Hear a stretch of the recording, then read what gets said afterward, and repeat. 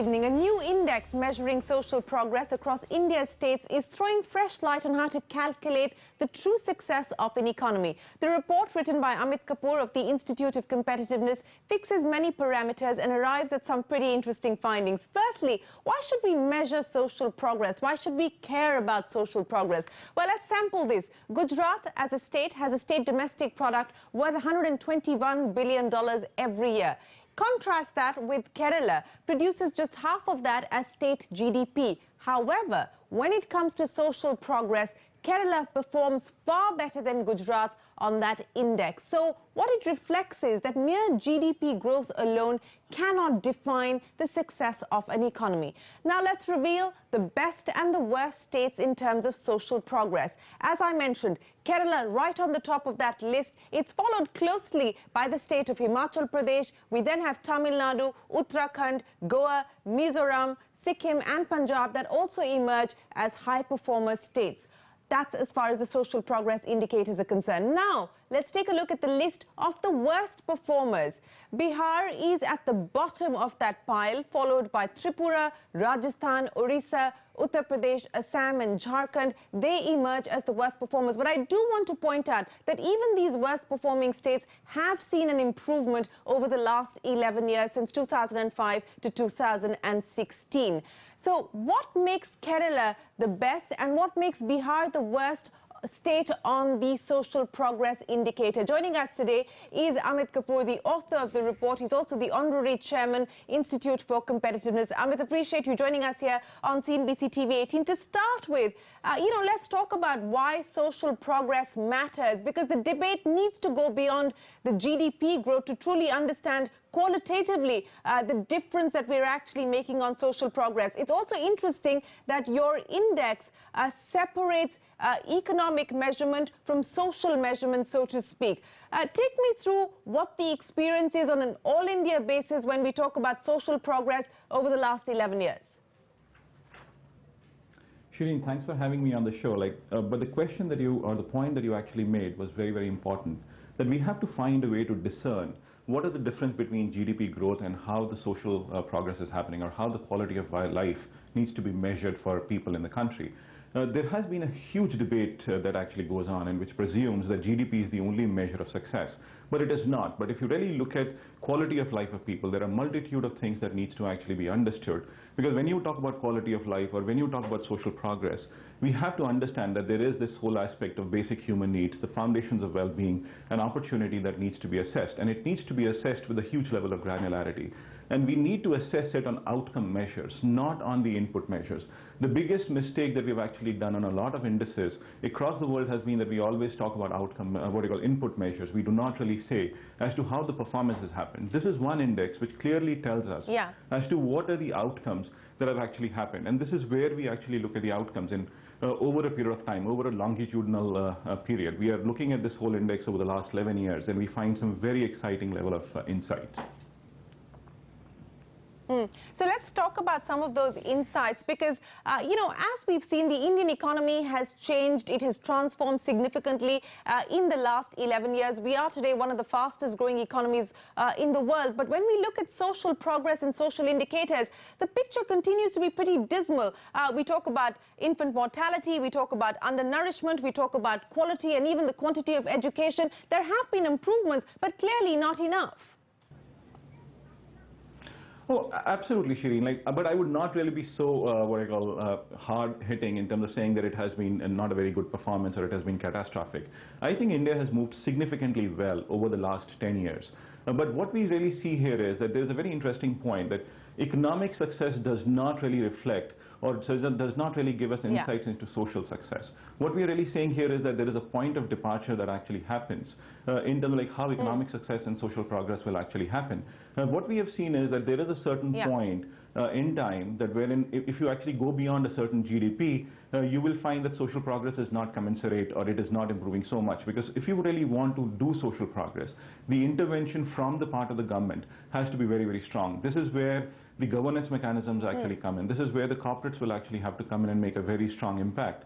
So that is where social progress will actually happen. And then, of course, like this is an index which also gives us a very huge insight in terms of like what is right with policy and what is wrong with policy, or what are the kind of set of things that we need to do to really improve the state of being of people.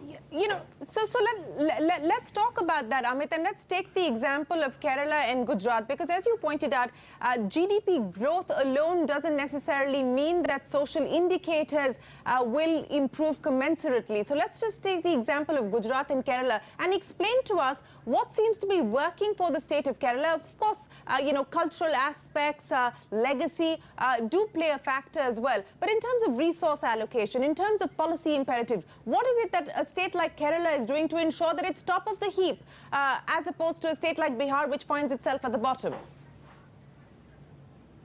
So, you know, like when you talk about the state of Kerala, Kerala has a huge legacy effect. I think the performance of Kerala has been huge for the last 100 years itself. They have always focused on well-being of people, from pre-independence days to what is really happening here. So there is that legacy thing. But having said that, there is a lot of thing that has happened in terms of like how policy interventions have happened. This actually takes us to a very important debate in terms of saying as to what is the right model of development. Is Kerala the right model of development, or is Bihar the right model of development, or is Tamil Nadu the right model of development? What we are seeing here is that Tamil Nadu becomes a very strong model of development in terms of like how improvements can actually be made. This is where the governmental intervention on the social sector helps, and the corporate role also helps, and this is where the GDP, or what you call as improving the competitiveness of the states, matters. But when we talk about Bihar, Bihar is a very interesting case wherein things have not really worked. In spite of the government making interventions, I think there are huge failures that we are seeing from a policy perspective to what is happening in terms of the quality that we are really looking at. So if I really look at a very simple indicator like education, and education, or the outcome measures on education in Bihar have been absolutely dismal. And I think it's a very worrying thing, because if Bihar does not set it right now, then it is actually going to be a very catastrophic situation. Very low on per capita income, supremely low on social progress. So that means there is a direct intervention that is required by the government to really make these things function. Because if we don't do it, then I think when you talk about social progress, there are going to be issues of social magnitude which we can't handle at a certain point in time.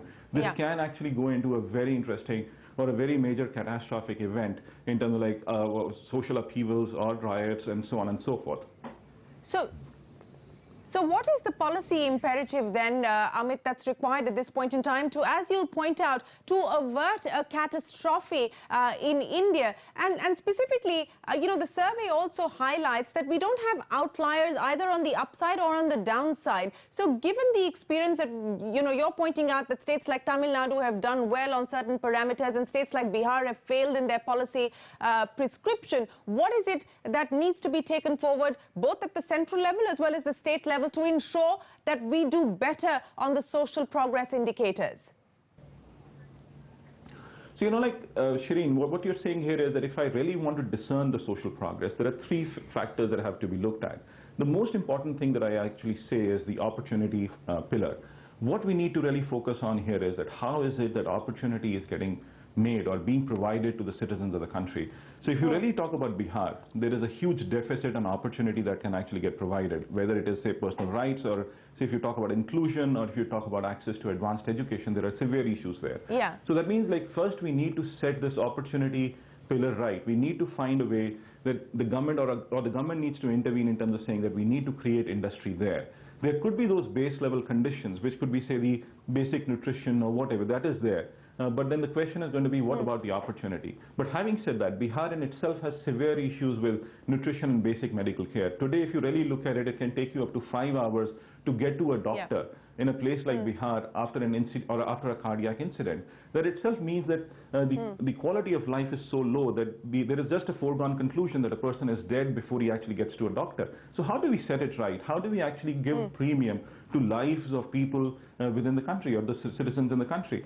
So across the board, if you really look at the kind of impact that it can actually have on economic performance from the social indicators, is absolutely severe. If my water and sanitation is not right, the kind of population that I'll see, or Yeah. the kind of impact that population sees on its economic performance is absolutely severe, because you also know that if you really talk about a medical situation, it can cause severe poverty to people, Yeah. and that is what we are seeing here. So what we need to do here is that there has to be a consolidated effort in terms of really saying that we need to make some economic impact, we need to really set our clusters right, we need to set our industries right, get the investments there, and start focusing on what we would call as social parameters.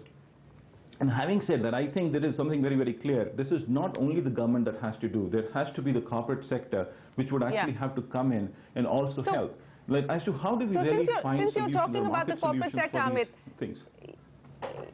Since you're talking about the corporate sector and you're talking about market solutions, let me end then by asking you, because, you know, there's been so much talk around this 2% CSR spend and this pool of capital that will be available for use of, you know, towards the causes that we're just talking about.